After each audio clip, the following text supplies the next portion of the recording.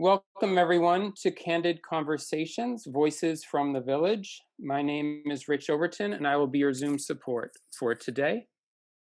Today's session is presented by the New York Region 1 Parent Training and Information Center Collaborative, also known as PTIC. This collaborative includes Advocates for Children, INCLUDEnyc, Long Island Advocacy Center, also known as LIAC, and Sinergia. We will be including panelist information as well as helpline or intake information in the chat box during the session for follow-up individual support needs. A few housekeeping tips for today. When you enter this room, your sound and video will be off. You can share your thoughts or technical issues in the chat box. If you have a question for today's presenters, please use the Q&A box at the bottom of your Zoom screen. The educator or moderator will do their best to respond. Please note that we are recording today's session. And now I'd like to welcome our special guest moderator, Executive Director of Clinical Services at Proud Moments ABA, Dr. Bobby Newman. Bobby? Thank you very much. We'll be discussing a great many issues today. I'm very excited about this personally. We are at a milestone. It's been about a year, almost to the day, since the first cases of COVID-19 were reported in New York City and in the greater state. We have all had to adjust. There have been unforeseen factors that nobody could have predicted. Many of us have had to live with such conditions as not being able to see our children for periods of time if they were living in residential facilities, and certainly schools being closed, moving over to remote instruction, having to help assist with the remote instruction while also working from home or trying to negotiate our own work from home and from the office. It has certainly been, I've heard this described as both a memorable year and a year that people would just as soon forget. But the impact is still ongoing, and I think our panelists are going to have a great deal to teach us today about how we have adjusted and how we're going to have to continue to adjust moving forward. I would like to give the panelists each an opportunity to introduce themselves, and then we'll get into some of the material. So if I could, Kpana, Kpoto, would you start us off with the introductions? Thank you so much, Bobby. Hi, everybody. Thank you for joining us this afternoon. My name is Kpana Kpoto. I am the parent of 2 children. I have a 4-year-old daughter who receives preschool special education services. I also have a 13-year-old son who is in middle school. He also receives special education services, and he's on the autism spectrum. He also gets OPWDD services through self-direction. And both kids have been fully remote since March. So it's been a very, very long year. I wear many hats as the parent and co-founder of a nonprofit autism parent support group here in the Bronx called the Bronx Parents Autism Support Circle. And I am also the manager of parent and family engagement early childhood at INCLUDEnyc. And now I'll pass it on to Paola. Thank you, Kpana. Thank you so much for everybody being here today. My name is Paola Jordan. I am also a parent of twins. They're going to be 13 next week, a boy and a girl.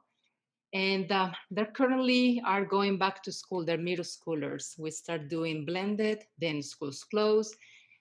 We did remote 100%, and now they're going back to the building, and they're very happy about that. My girl is part of the NEST program, is the Department of Education specialized program for kids on the autism spectrum disorder. And my son is attending a regular ICT classroom. Neither of my kids are eligible for any other services, including those from OPWDD. I am also an aunt. My older sister has 2 kids. Her older son, who is 19, and her youngest daughter, who's 12, both of them are also autistic. And very recently, our niece, she also has a medical condition, so we're navigating a different system right now. I am also the coordinator of the Autism Initiative at Sinergia, and I am the co-director of the Metropolitan Parent Center, where we are able to support families in New York City who have questions navigating the special education system. Now, I would like to pass the baton to my colleague, Kim. Thanks, Paola. I'm Kim Madden. I'm a parent of a 17-year-old who will be 18 in May. Actually, I'm a bit in denial of that bit. And he has a neuromuscular disorder. He uses a wheelchair, G-tube. So kind of the opposite of Paola. We're on the deep end of services. So we get OPWDD, nursing, transportation, all of that during regular times. He's been home, like Kpana. My son has been home since March. He would very much like to return to school. It's not so clear that that's going to be able to happen. I'm not sure. Yeah. And at Advocates for Children, I am the director of family support, where I help with our training outreach, our helpline, and I also work on a class action. I'm an attorney as well. And I'd like to pass it on to Jenica. Hi, everybody. Thanks for being here. My name is Jenica. I live on Eastern Long Island. I'm the mother of 3 children. My oldest son is 23. He lives in Harlem. He's finishing his college degree at Queens College, his master's degree.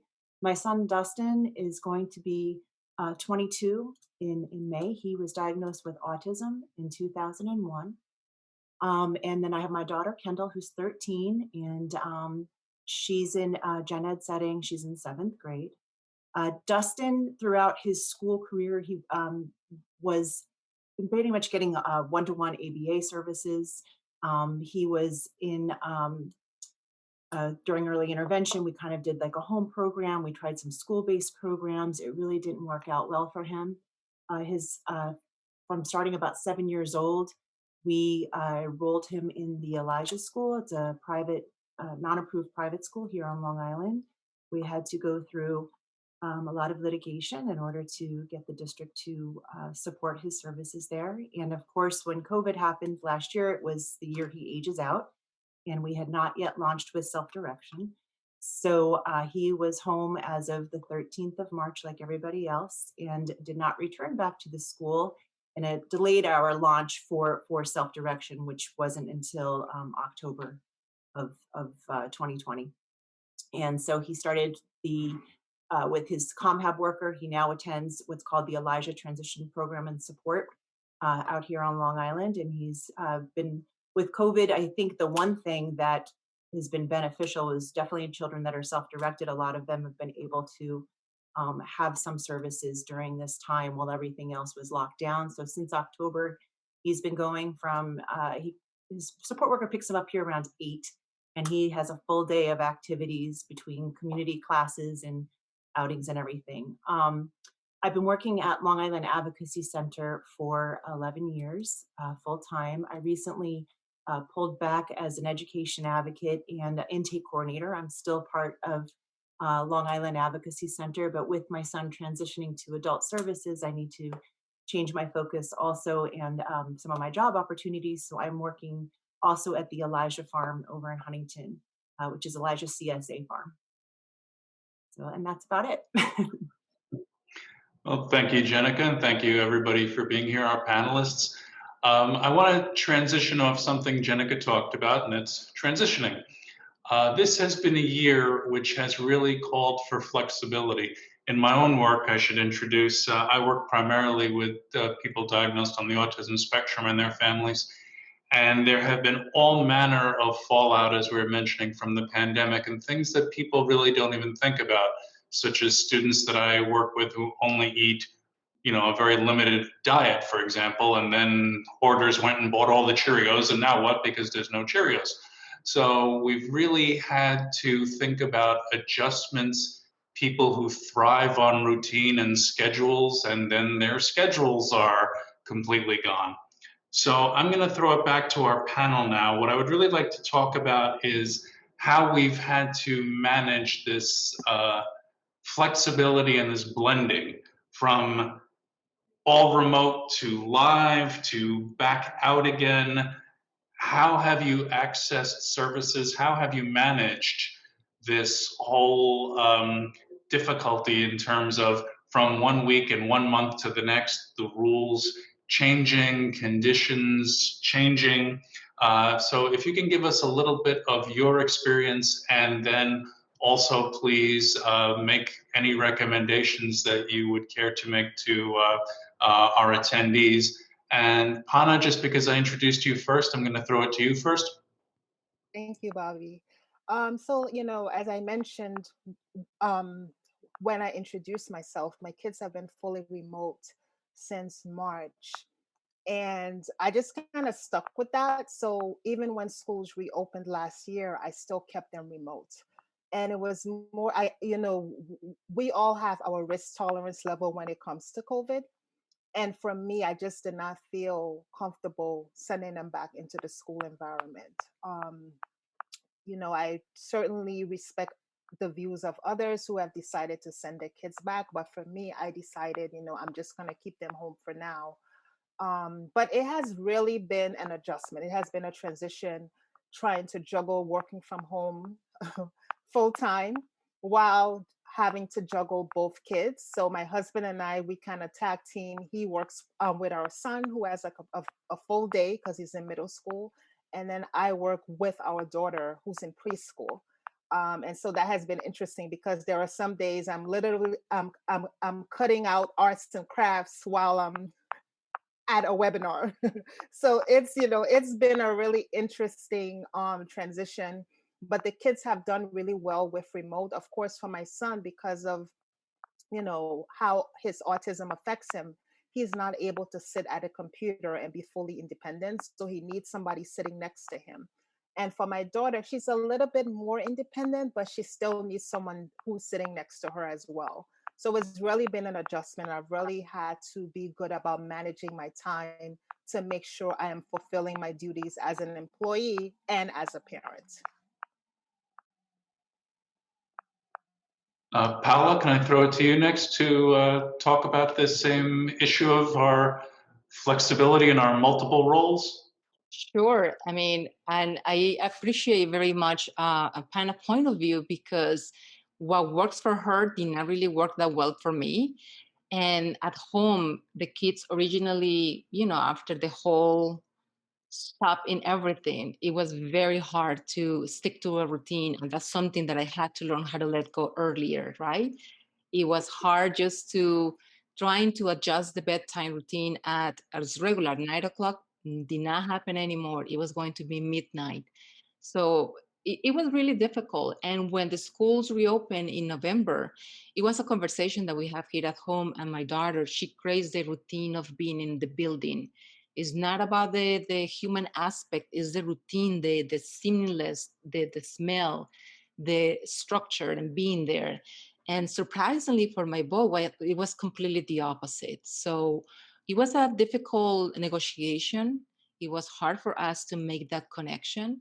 It was harder because their dad is an essential worker. He's a physical therapist assistant, and he had COVID. So we've been under a lot of stress here at home, where it was just me and the kids for a very long time. And seeing their emotional and social emotional health and well-being deteriorated, it really puts that into perspective that they needed to go back to school. And right now they're going back to school. And now the challenge is to readjust one of the twins, that's me and my boy, to going back to the routine. And it's been taking a lot of work, teamwork, for all of us to be on the same page. But I think that the biggest lesson in this experience is for us to learn how to let go certain standards that we had before, that we thought the doctor says this, the therapist says something, the specialist says X, nothing works at home. And we went through a self journey at learning how works best here for home. And when sharing this with other families, just to be mindful that our circumstances were pretty unique. And so far, I think that we're onto something because both kids, they're happier than ever. I'm really glad to hear that. And if I can throw in something from the academic end, there's a journal, Behavior Analysis and Practice, and there was an article in the last issue that really hit me, talking just about the pandemic and telemedicine and everything related to it, telehealth. And one of the things that was said was the expectations that were put on parents were not only unreasonable, they were unrealistic. You were supposed to assist in the homeschooling. At the same time, you were supposed to work from home. At the same time, you were supposed to, there just weren't enough hours in the day. And again, talking about conditions, things changed. Again, how many hours a day of screen time are we allowing our children? How long are we going to allow them to be on the iPad? Well, that all got blown to Hades because now we had so much more time on our hands, and keeping everybody appropriately occupied for so much longer while they weren't in school, certainly very, very tricky. And again, I salute you all for managing your work life and your family life and everything else. Really do appreciate that perspective. Kim, can I throw it to you next?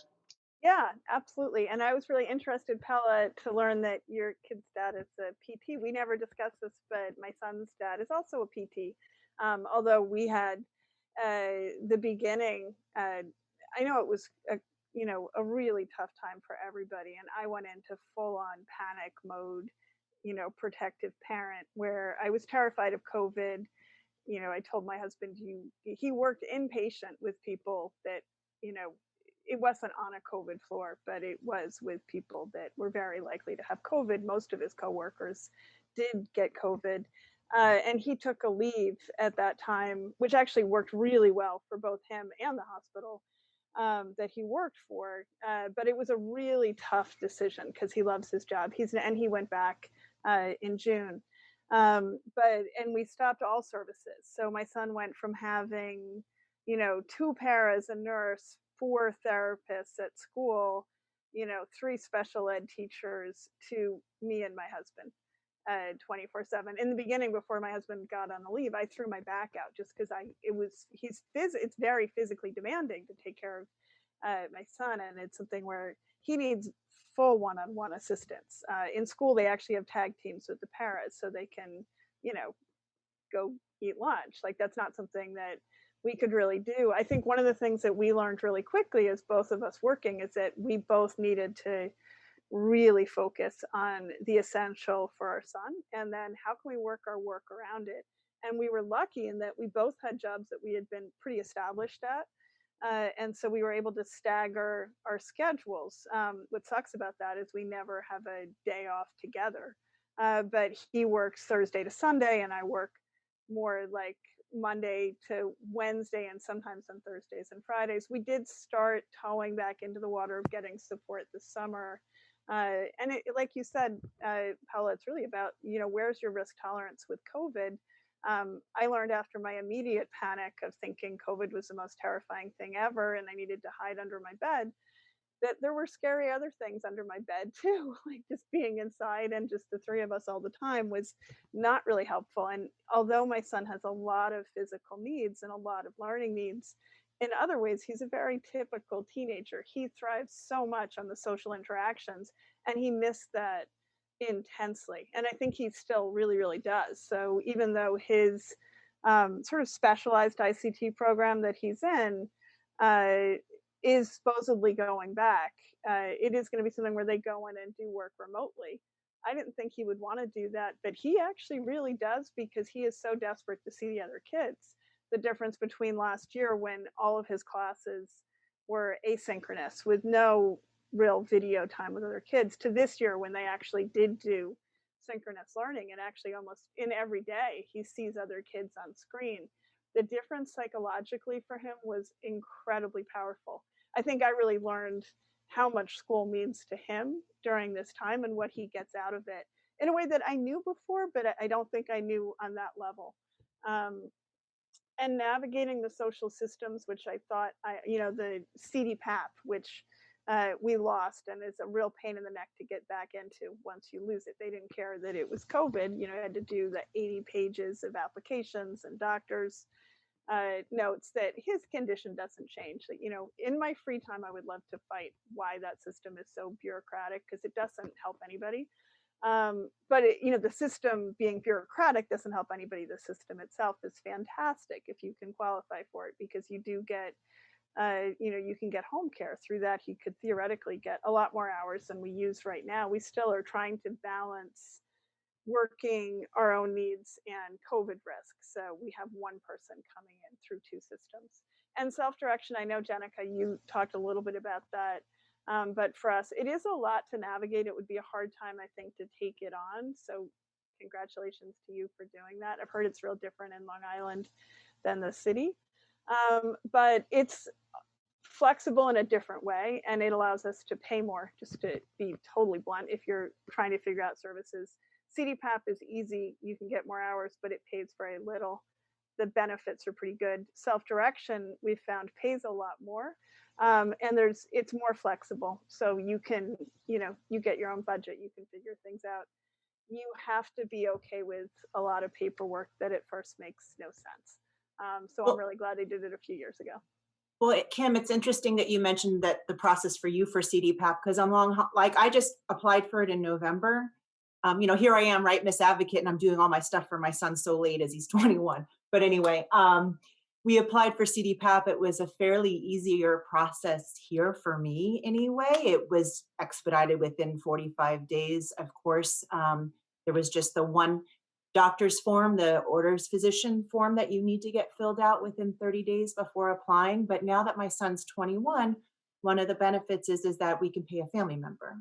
So my husband, which he loves, is which my husband loves this. He's my son's personal assistant, which is about right. At this point, I'm almost thinking Dustin's like faking his autism, so we can just, because he's like a king. He gets driven everywhere. He's out in the community. He's doing his favorite stuff. But for us, it's been helpful for right now anyway, so we can supplement. Because with self-direction, sometimes you need to pay money out for things to get reimbursement. So it's helping on that end. So that's really great. You know, Bobby, for those of you, of course, that don't know, after my son was diagnosed and trying to learn about autism and ABA, I used to go to a lot of Bobby Newman's workshops and trainings that he did through other organizations. And, you know, Bobby, I've told you this a million times. One of those first things that I learned when I think, was it through CUSAC, when you did the intro to ABA, and you taught us about the need for consistency. And you're specifically talking about, you know, teachers and therapists and being consistent, and as it relates to the principles of applied behavior analysis and reinforcement, and how you got to be so careful, with the caveat for parents of being like, you need to check with yourself. And if you can't be consistent that day, just don't even start. And I've told you that's been freeing for me since my son was like 3 up until now, and especially with COVID, just being able to let a lot go. At first, I was actually really enjoying having the kids and this time with them together. Like that's been great. My daughter, I'm pretty sure, could have a doctorate in TikTok about now, and it might be done at 3 in the morning.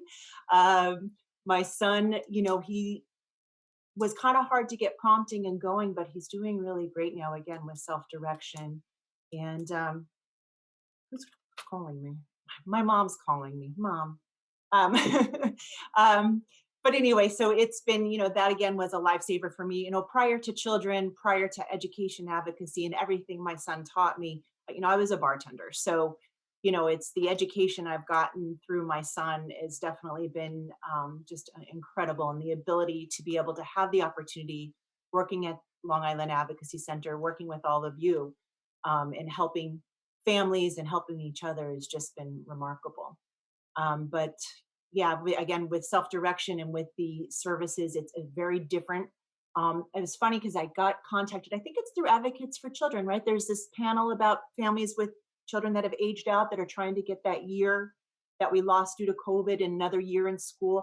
I don't want to look back. This is actually, it's not easy with self-direction as far as creating schedules and if someone was to cancel and everything else. But once you get going, you know, it really is a nice quality of life for my son right now and our team. And we can sit there and we have this budget and it's all about him and what he enjoys and what he loves. So it's been, you know, a lot of positive on that end. Okay, great, and that's wonderful to hear. I'd like to sort of transition off that and just talk about, I guess, as you look back on this last year, there have been the highs and the lows. What would you like to highlight for everybody? What really worked and maybe what didn't really work? Just to kind of, I think, on two levels, both one, let people know they're not alone, and also whatever other tips you might recommend to help people who are, you know, like all of us, still negotiating all this. Kim, can I ask you to start us off? Yeah, sure. So I think what really worked for us was really just constantly reassessing and adjusting and not feeling like we were stuck in any one period. I think this is true for probably everyone during COVID. You know, the spring versus the summer versus the fall versus this new spring, it's all really different. So being really much more flexible than I think we've ever been before and pushing back much harder.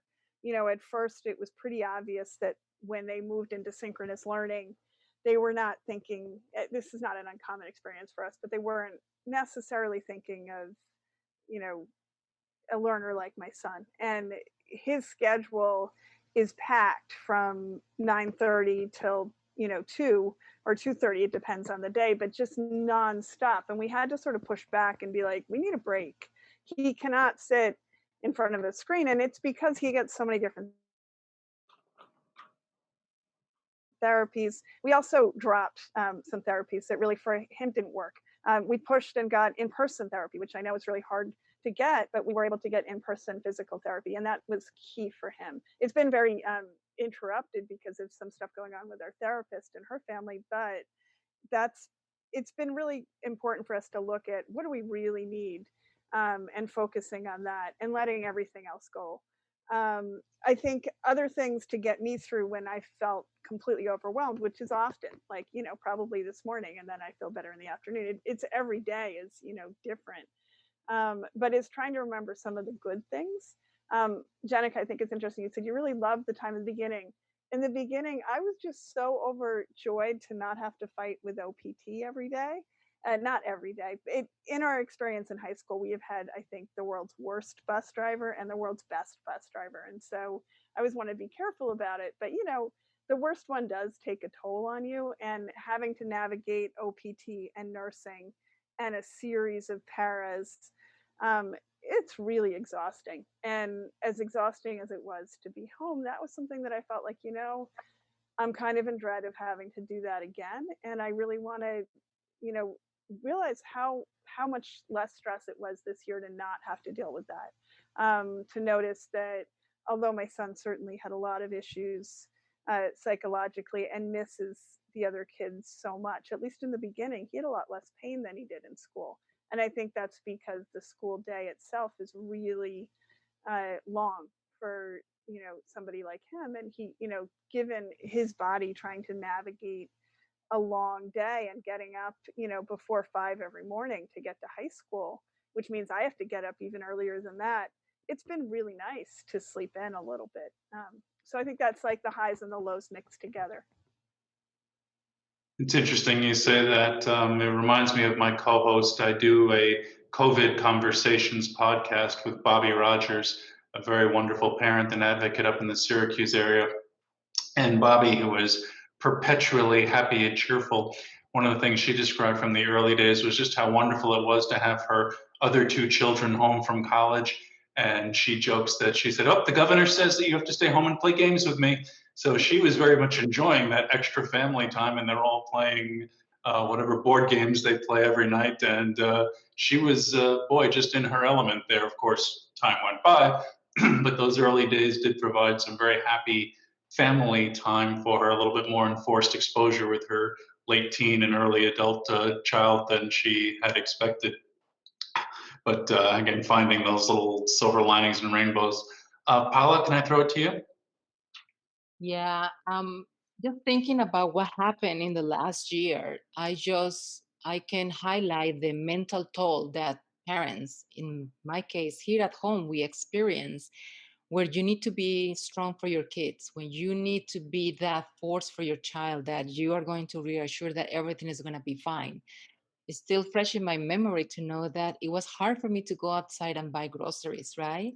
And what you're gonna do is like you need to leave your kid unattended for a short period of time in order to do something as important as bring food to your house. And that's something that I'm pretty sure all of us can relate one way or another. And the trauma that has left behind, now my kids are hypersensitive and aware that when we're running low in supplies, right? So they say, so mom, so we need to talk. And that's mean, yes, we need to talk. And they're more aware of that. And they're more connected with what's happening here at home. I mean, something that it was unexpected. We're trying to do the best out of the situation. Now both kids are more active here at home. And I was sharing with my fellow panelists during the preparation for this presentation that we use the three opportunities that we have during the day, no matter what. That's around mealtime, that we intentionally create hours for us to get together and to do something as a family. And it took me a whole year, but right now they're able to be a little bit more independent in the kitchen, right? So, for example, Maya, she's able to use a knife. Both of them are able to use the stove. They're learning how to use the oven. And I'm seeing how they feel empowered to do that, and they're taking an active role at home to do things for all of us, not just for themselves. So I think that in having such a difficult situation as parents, and I'm pretty sure, and I would love to hear from the people in the audience, if you guys can share in the chat, something that you guys can share with us that in spite of everything, this is something that we accomplish. And not with the intent to compare against each other, but with the intent to lift each other in this conversation.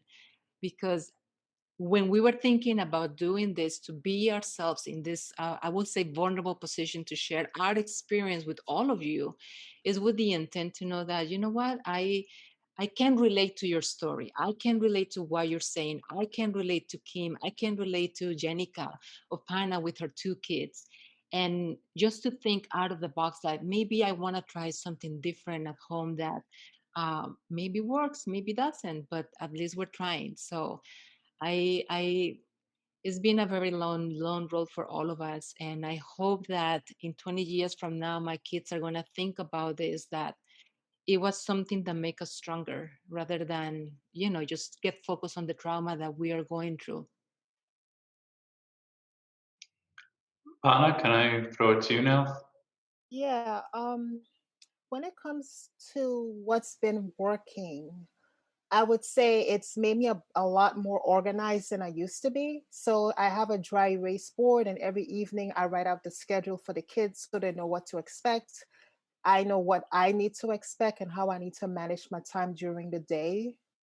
So that's something that has really worked well for us. Even the kids have really gotten into the schedule. Like every night, they want to make sure that everything is up and and up to date. So if you don't have a schedule, that's something that you can definitely try. I'm just throwing it out there to all the parents. Um, and something that has gone well, I mean, being at home has really taught me the value of taking a minute for myself. It's really not easy. I live in a small apartment. I don't have a yard that I can just go out and lounge in the yard. I feel like sometimes the walls are closing in on me. But I do try to take time at least once or twice a week just to get some exercise in so I don't go crazy, because sometimes I feel like my back is hurting, my feet are hurting, because I don't think we were built to be living like this. Like I'm just being very honest, right? We all go to work, the kids go to school. That was the routine. And now 1 year later, it's starting to take a toll. Um, and so I'm just trying to find a way to make it work, because I don't know how much longer we are going to be going through this. Something that I have been struggling with is I know I mentioned I take time for myself, but just trying to make that a priority because I see what happens to me physically when I don't take time for myself and I don't balance that. And then trying not to internalize the stories that I'm hearing from others because through my work on our helpline at Include NYC, I see that a lot of families are really struggling right now. This has been really hard. Remote learning is not working for all our kids. It's worked really well for my daughter. I can say that. She's usually very shy. She shuts down in public, but she shines on that screen. Like she loves her therapist and her teacher. She calls them her best friends. And there's a part of that that makes me a little sad that she's calling the therapist her best friends because it just shows that she does need that social interaction. But I do hear from families that are really struggling right now, trying to make everything work. And I would just say to the families out there, just give yourself some grace. And as Paola always says, what is your bottom line? What are you able to let go of, as Kim had mentioned? Because we're not going to be able to do everything. And there are some things we're just going to have to be comfortable with letting go of. And Jenica, I'm going to throw it to you. And since Pana just gave us such a wonderful transition there, I'm going to take advantage of it. So in addition to any contributions you might like to make on the last question, what kind of compromises have we had to make? I mean, I made reference to the fact that there used to be a lot more limits on screen time with a lot of the families that I work with and similar sorts of things. How have you found family life, again, changing, rules relaxing, rules having to be tightened, that sort of thing? For me, well, I'm not that great with structural to begin with because it's just you got to roll with everything. I'm just, I have to tell you, my top thing I'm just so thankful for. It was a year in January since my son had a tonic-clonic seizure. So he's been seizure free for a year. That was a big fear for me during COVID. He had his first seizure when he was 18. And it was a little bit rough there. So I'm just so thankful that that was going okay. That's been really, really difficult. And even with that, I started letting more things go. And I'm just really, I really am more about kind of the mental health with things and everyone being happy. Um, I would talk to friends sometimes, and I feel like I know we're preaching to the choir to some degree with everybody that's participating today. I feel like to some degree, we all maybe adjusted better to some degree than our friends that have never experienced disability because we're used to having to be leaving restaurants or not being able to go somewhere or something going on. One of the things I kept telling, my family or friends that are really struggling is that, on the good part of it is, you can't get away from this. You can't go a town over, you can't move out of state, you can't go anywhere to get away. So just might as well make the best of it. And that's always kind of how I've been is that, whether you're upset or not, it's still the same situation. So you try to make the best of it, not to dismiss that I have not gotten frustrated. We also wound up with a lot of chickens. I've got like 20 chickens. I just kept buying chicks. I don't know what that's about. It was like a hoarding thing. But we also are going to do a chicken project at the Elijah Farm CSA that my son is helping to spearhead with that. So we can create some community classes with the chickens and hopefully get some eggs going. Maybe we can train some behavior analysts, Bobby. That might be fun. I think on the education advocacy thing, one of the first things that happened when we shut down, we used to get a lot of calls. They're starting to happen again now, but we had a lot of calls, a lot of times with school avoidance behavior and situations with families struggling with their children. Whether they're being bullied at school or have some anxiety because they don't have the right support, or maybe they have a 504 and have the Crohn's disease or going through cancer treatments where they can't always attend. And we just needed some sort of flexibility. We needed remote opportunities, and it was such a fight. And families would have CPS called on them out here for their children not attending. And I understand there's a process for it and why you have to do it. But like seeing all this creativity with technology, as frustrating as I am if I get one more app, it's really been beautiful, and I hope that that continues to grow. I know from my daughter, my typical daughter, you know, with her, one of her English teachers talked about that she was able to differentiate a little bit more. Lucky for me, my daughter hasn't regressed. She's actually, you know, gained skills and kept everything from last year. So the teacher's able to keep excelling her in English where some of the other kids have regressed significantly. Um, so I mean, on that end, I'm excited to see some adaptability. And you know, right, the home was supposed to be the most restrictive environment, but it's giving a lot of great opportunity for children, for families to work on some of the skills like the cooking, like you had mentioned, or even the toilet training, or just, you know, simple things. So that's some of the great things about it. Great. And you're right. In fact, I can tell you that programs that have offered opportunities to behavior analysts to train chickens have had a waiting list. So you may actually find a great many takers for that. I'll give them your contact information. Would any of our other panelists, I don't want to necessarily call on anybody, but if there are particular, Paola, I see you nodding. Were there any sort of, again, compromises or anything that expectations being altered significantly that our listeners should hear about? Yes, I mean, at home, what I noticed regressions was in the social and emotional and mental health of my kids. And as Hannah always say, like when we talk, is that that's the bottom line, right? And I always frame the work that I do here at home is like, what's my bottom line? What I'm willing to compromise, what I'm willing to give up.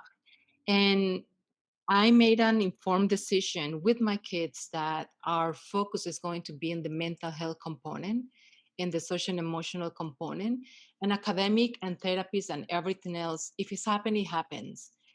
But I was able to see how it was impacting my kids here at home. And I decided that that was going to be our priority.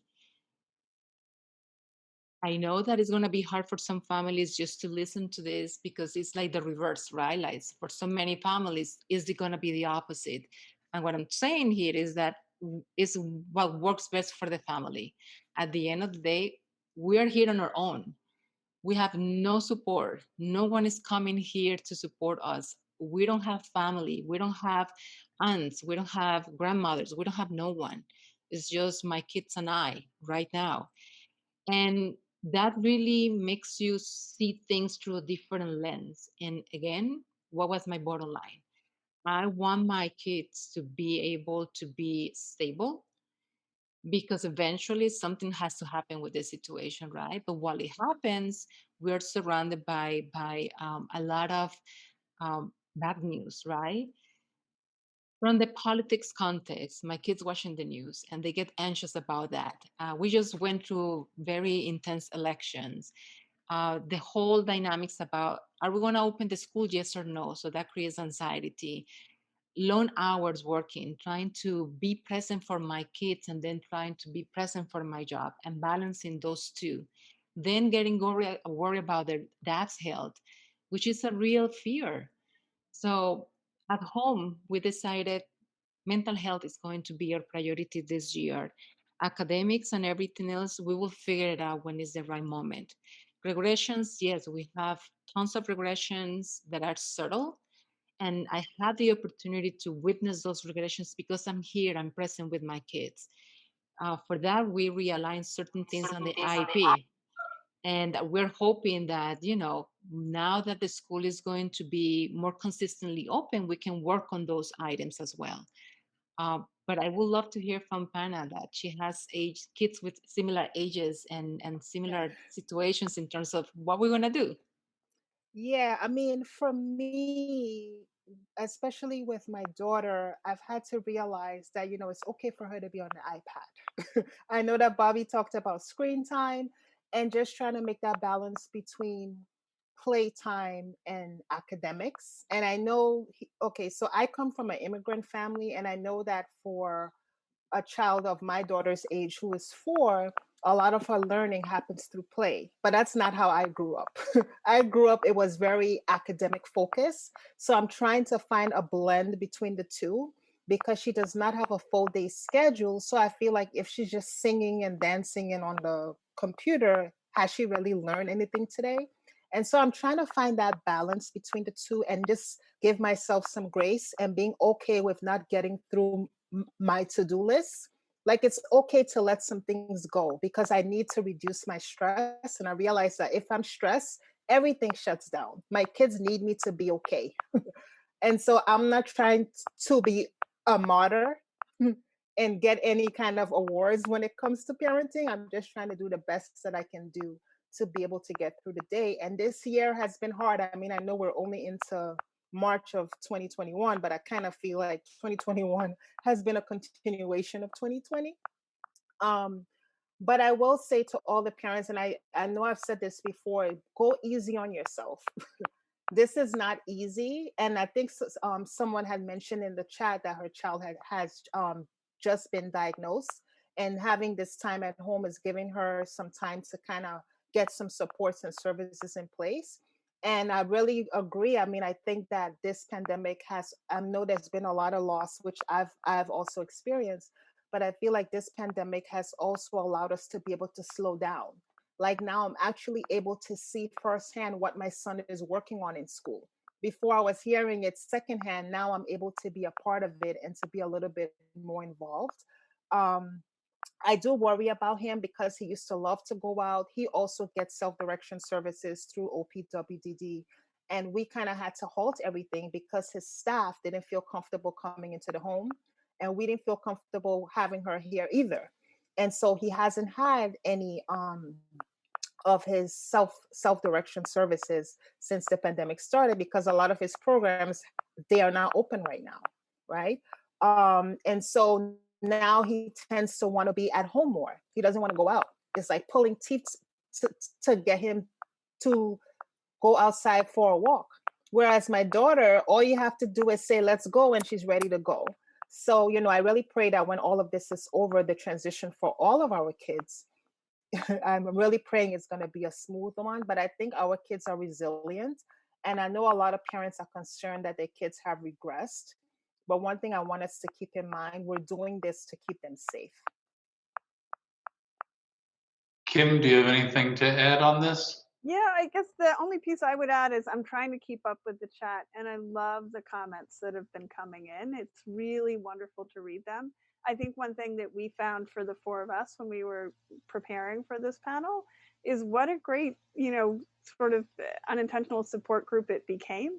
I just realized it was so nice, especially when so much of the things that I was reading or hearing about in other meetings, I really couldn't relate to. You know, self-care activities that I'm like, my self-care is taking a shower. Yes. You know, that's, and, you know, when Kpana says taking a minute, it really is a minute, but, you know, you go and breathe for 3 breaths and you feel better. I love the person who talked. I think it, you know, it kind of breaks my heart how sweet so many of the comments are where you're talking about really tough things, like the mom who said that her son had surgery, and that it was good because they were able to keep up with school. And it's like, you know, you have to look for those silver linings. And there are things for my son too. He used to miss a lot of school with seizures, with doctor's appointments, with procedures, and to have the flexibility now, ironically, in many ways, it works better. He can participate because he uses AAC, you know, a communication device in school with typical kids. He often doesn't get hurt. He has a very expressive face, so he participates in that way. But in terms of getting his ideas out, there's usually not a lot of time, or is his power really up on like reading his mind? He'll start typing something. It takes a really, really long time. Now it's pretty seamless because he can put something in the chat and I can talk to him during a class without interrupting anybody because he's on mute. So there are things that I really do hope we can carry over into the future. And I do think that this has been an incredibly hard time to be a working parent. And then you add on a working parent of a kid with a disability, and it's like mind-boggling. On the other hand, I think somebody said it early on, to some extent, we were made for this, and that I never get to go to a restaurant. I don't get normal life. I mean, I do, but you know, my life has not been typical for a long time. I'm kind of used to living in fear of, things happening and health crises and things like that. I'm not saying that, you know, this has been a piece of cake, but I do feel like there have been some experiences that I've had just from dealing with so many unexpected crises that, did help. So I guess I'm answering your challenges question by trying to be positive again. The only other one thing I would say is my to-do list used to be like 100 things and color-coded things. Now I have no more than 3 any day. If I get through one, it is a good day. If I don't get through any, hey, I don't have to rewrite the to-do list tomorrow. It's going to be the same one. Like, it's very, very, very simple. And I just try to make it whatever I absolutely have to get done that day. Well, you just made my job as a moderator very easy, because that was a very easy transition now. We're coming towards the end of our time, and what I would love to do is give each of you 2 minutes for a takeaway point. Either tell us a nice success story, or tell us what you would like people to do, a call to action, or just anything that you feel. What would you like people to take away from here? And again, Pana, since I started with you in the beginning, let me start with you at the end. Okay. My takeaway from this for everyone, well, first I'm going to say what the success was. I mean, I think my children have really shown resilience over the past year. We've been able to settle into our new routine. Every day has not been easy. I'm not going to sit here and make it seem like every day has been easy. I want you all to acknowledge that some days are going to be a mess. The good news is that tomorrow you have a chance to reset. So just think of it that way. Tomorrow you have a chance to reset. And definitely there is support out there. I mean, I know it might seem like there's no help out there, but the 4 agencies, or the 4 organizations that we have here on this panel, we are here for you. So definitely reach out to us. We have resources. We are able to link you with supports in your community. You are definitely not going through this alone. There are people out there who get it. And the fact that we are parents and we're also doing this work shows that we get it, because we're able to sympathize with you and really relate to what you are going through. And we will do whatever we can to be able to link you to the services and the supports that you need. And I can't wait for this to be over. You mean the pandemic, not the Yes, webinar, the right? pandemic. Yes, the pandemic. Because I'm enjoying this. I wish we Yes, had a lot no, more no, time no, the than we do. pandemic. Okay, good. Paola, can I throw it to you? Sure. I think that my success story is that I had the privilege to be at home for my kids year when they're going through so many changes. Pre-puberty is one of those unique times in a person's life, right? So I had the privilege to be here and be present for both of them. And what I would like to say for families is that identify your family priorities and build around that. Most of us are connected in social media and we're seeing a lot. And sometimes you're seeing, for example, the success stories, right? But you don't know the work behind that. And what I'm seeing is that it's going to create in me a feeling that of failure, like, what did I miss? I should have worked harder. Why didn't I do X, Y, C on D? I'm constantly comparing, like, my goodness, why I'm not able to do what this other person is doing, right? And I have to tell you, there is always, always more beyond the headline. And I'm hearing from families, and I'm acknowledging the comments that we got in our chat. Thank you very much for all of you guys to be so actively engaged. Yes, when we parents trying to communicate how we feel, what's happening at home, in certain spaces, we are not going to be acknowledged. People are going to think that you're exaggerating. I can guarantee you that all of us here in this panel, professionals working for you and by you, we believe you. We've been there. We're walking the same walk as you. And we know how it feels when you're not being validated.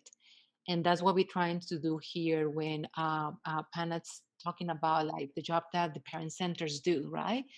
So I just want to say that just be mindful, trying to focus on your family. This is a very, very difficult year. I personally don't know what's going to happen in 1 year from now. I'm living one day at a time, and I'm taking it like one step at a time. And as long as we're COVID free, I'm able to pay my rent, my kids are happy, I can take them to the regular doctor's appointment without that fear that it's going to be a couple of months in waiting list. I am satisfied with that for now. And I want to invite all of you guys to always focus on your priorities as families and then start building around that. Paula, I'm not sure if you're aware of this, but as you were speaking, beams of light have now surrounded you from your window coming through these shades. And it made such a wonderful effect as you were doing that. It really, we got a sign from Wow. heaven on that one. So Oh dear. that's, I'm glad we're recording this. Kim, can I ask you to contribute? Yeah, I feel like you should have the soundtrack, the sort of sound behind you. Yeah, it was great. I think, just to echo what both Pana and Paola had said is, really focusing on the priorities. I know I said I have three things on my to-do list at all times, and that's it for a day. I have a monthly calendar up where I write one thing. I'll be totally honest, I've written bathroom on there for a few months now because I can't figure out redoing that. It's a big project, even though it would be really nice to have a more accessible bathroom.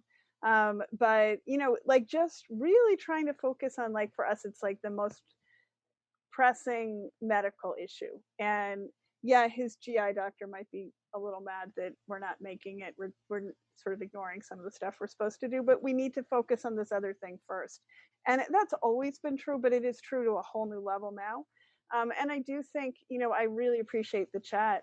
I really appreciate how much I learn. I mean, one of my my big success stories is actually being able to keep a job, because there was a few times when I thought I wouldn't be able to, and I had to take a lot of time to deal with different things that came up in my own life, and just to make this work. And so I had to cut way back on hours, but being able to keep working has been a huge success. And I think what's makes me so happy about that is the parents I speak to.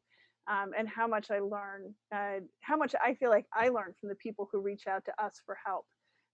So, thank you for coming to this, for listening, and congratulations on all the hard work. I know you do. So, just to put that out there, it's one of the things I get so much joy out of.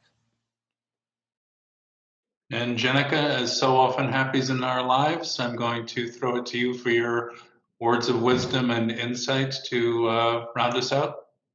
I don't really know what else to add to everybody. I mean, you've kind of touched on anything. I guess the only thing that I can really think of as more geared towards with the children that are starting, getting ready to age out, and if you can, prioritize those experiences too. With COVID, it's still difficult to get a touch with people sometimes at these offices. So, certainly it's, good time to start looking at enrolling in some of the things that you need to enroll. When I know somebody had asked about who helps to advocate for those things.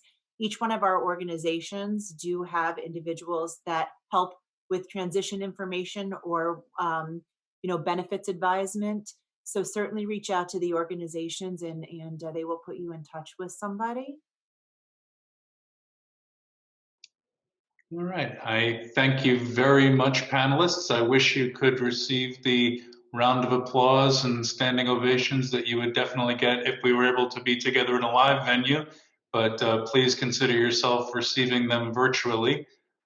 Judging by the chat and judging by everything else I've seen here, people have found this very useful. Contact information is available for each of your organizations, so I know there is going to be a ton of follow-up, so be ready. And again, I say thank you, and if I can throw it back to our facilitator to finish us off. Great, I'm going to launch a poll now. We really appreciate everyone's feedback. I'm going to leave the poll up for a couple of minutes. I'll launch it now. Thank you, everyone.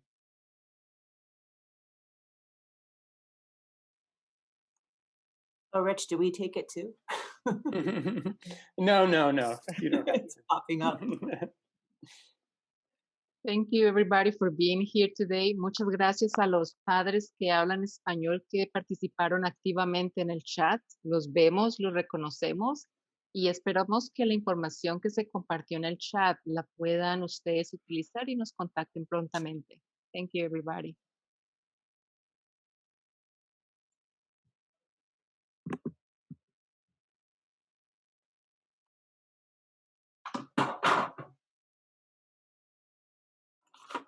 I printed out pictures of right back to the advocacy days when we would go to IEP or IEP meetings and stuff. But I got my son's doing his farming, and well, that's when he was little. That's when he was little cute little bug. And his yoga. I love the yoga one. That one cracks me up. Looks so He's such a big relaxed. chooch now. He gained so much weight from the seizure medication, and then with COVID, I mean, he went from 180 pounds to 230 in like a year. And Wow. now that he's with self-direction and walking around again, and exercise is one of his life goals, he's cut down about 25 pounds. So I'm excited Wow. about that.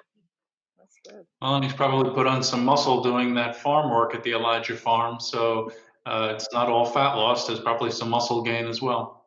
Yeah, it's good. It's good. Yeah. I got to visit more often at the farm. I always enjoy it. Well, we've been, restricted with COVID also. So haven't been allowing, we were doing baking on the porch with Susie, but then it got too cold. So those community classes have been restricted and visitors, but we're hoping to open up soon because we love it when we can do community events and harvesting together. I still want to look into the possibility of planting a little row of hops somewhere so we can make some beer. I homebrew as a hobby, people. It's a little thing. I just want to follow up with Rich.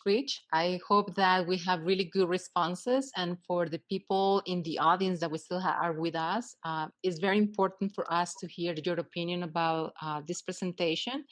And lastly, at the end, you guys are going to receive an email with a list of resources that the four of us have put together. And those are resources that one way or another, we have utilized ourselves, which is really nice. And we hope that you find the usefulness as well. And finally, please, we want to invite you to visit our websites where all of us, we have different events for all of you, webinars, the one-on-one services, the recreational programs, and the support group. Without further ado, thank you very much for being here today. Thank you.